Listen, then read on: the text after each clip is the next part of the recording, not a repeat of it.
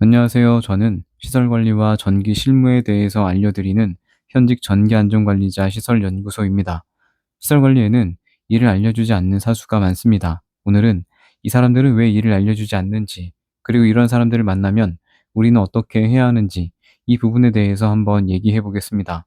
시설 관리 현장에 처음 들어가면 사수나 선배가 일을 하나하나 가르쳐 줄 거라고 생각합니다. 하지만 인수인계는커녕 뭘 물어보면 알아서 해봐라. 그것도 모르냐? 원래 일은 누가 가르쳐 주는 게 아니고 스스로 하는 거다. 라는 얘기를 하는 사람이 의외로 굉장히 많습니다. 물론 사수가 일이 바쁠 수도 있고 가르치는 재주가 없거나 혹은 사수 본인이 일을 잘 못하는 경우도 있습니다. 하지만 오늘은 사수가 일을 알려주지 않는 이유 중에서 견제하려는 목적으로 일을 알려주지 않는 경우에 대해 집중적으로 얘기해 보겠습니다. 실제로 일을 알려주지 않는 사수들은 다른 직원을 경쟁자로 보고 있을 가능성이 높습니다. 시설관리 분야에서 기술과 노하우라는 것은 곧 밧줄이고 경쟁력이며 생존 무기입니다. 누군가는 운 좋게 잘 가르쳐주는 사람을 만나서 쉽게 실력을 키우기도 하는데 반해 누군가는 독학으로 수많은 경험과 시행착오를 겪으면서 어렵게 지식을 취득합니다.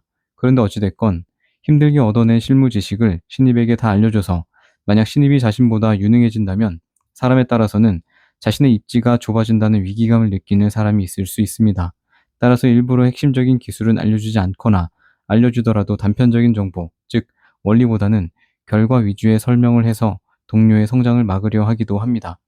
이러한 심리는 사실 생존 본능에 가깝다고 봐도 무방합니다. 심지어는 처음 입사한 사람을 대상으로도 기본적인 것들을 알려주지도 않고 아무것도 모르는 사람에게 일단 해보라고 하고 잘못하면 그 사람을 나무라면서 자신의 우월함을 과시하는 사람도 있습니다.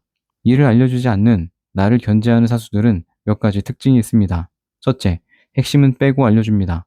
업무의 전체적인 흐름이나 원리는 설명해주지 않고 당장의 눈앞의 문제만 해결한다든지 물어볼 틈이 없게 잘 안 보이게 빨리빨리 일을 처리합니다. 둘째, 질문할 분위기를 만들지 않습니다. 사람이 평소 친절하지 않고 일을 할 때 짜증을 내면서 일을 하는 경우가 많습니다. 평소 대화가 오고 가기라도 한다면 궁금한 부분에 대해서 질문을 할 텐데 아예 일상 대화도 잘 하지 않는 경우가 많아서 일을 할 땐 더더욱 질문을 하지 못합니다. 셋째, 알아서와 눈치껏을 강조합니다.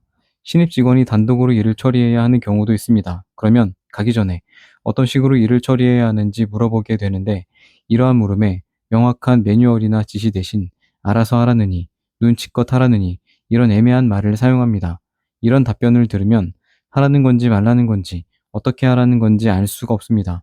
혹시나 이런 사례들이 반복된다면 당신의 사수는 당신을 가르쳐야 할 후배가 아닌 경쟁자로 보고 있을 가능성이 있습니다. 그러면 이러한 사수를 만난다면 우리는 어떻게 해야 할까요? 꼭 다른 시설로 가는 것만이 정답인 것은 아닙니다. 이런 상황에서도 우리가 할 수 있는 몇 가지 현실적인 대처법들이 있습니다. 첫째, 사수의 실력을 인정하는 것입니다. 사람은 누구나 인정받고 싶어 하는 욕구가 있고 누군가가 자기를 인정해 주기를 원합니다. 까칠하고 일을 안 알려주는 성격의 사수라고 해도 그 벽을 허무는 가장 좋은 방법은 어쩌면 사수의 자존심을 세워주는 것일 수 있습니다. 굳이 말이 아니어도 존경한다는 제스처를 많이 취한다거나 작은 부분이라도 알려줬을 때 감사의 표현을 한다거나 평소에 그 사람 앞에서 자세를 낮추는 모습을 보이거나 한다면 어쩌면 경계를 허물고 일을 잘 알려주게 될 수도 있습니다. 둘째, 스스로 실력을 키워나가는 것입니다. 사실 시설에서의 실무 지식이라고 하는 것들은 그리 대단한 것들이 아닙니다. 내가 관리하는 설비들이 뭐가 있는지 관심을 가지고 하나씩 궁금증을 해결해 나가다 보면 자신도 모르는 사이에 남 부럽지 않은 실력을 갖게 될 수 있습니다. 그리고 직접 습득한 지식이야말로 진정으로 내 것이 되는 지식이 됩니다. 셋째, 질문을 할 때 구체적으로 질문하는 것입니다. 질문을 구체적으로 한다면 애매한 답변을 하기가 어려워집니다. 그냥 막연하게 이거 어떻게 해요? 라고 질문하는 것이 아니라 찾아보니까 방법이 A 방법과 B 방법 두 가지가 있는데 제 생각에는 B 방법이 맞는 것 같은데 어느 쪽이 맞다고 생각하세요? 라는 식으로 질문을 하는 것입니다.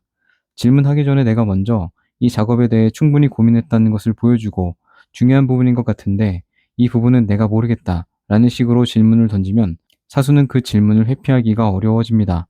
일을 안 가르쳐주는 사수를 만나는 것은 분명 어려운 경험입니다. 이런 사수를 만나면 더 좋은 곳을 찾아 떠나는 것도 방법이지만 떠날 수 없는 상황이라면 그 사람과 바로 척을 지는 것보다는 최대한 상황에 맞게 대처하는 것이 앞으로의 회사 생활을 더 편하게 만드는 방법일 수 있습니다. 오늘 영상이 도움이 되셨길 바랍니다. 오늘 영상은 여기까지 하겠습니다. 시청해 주셔서 감사합니다.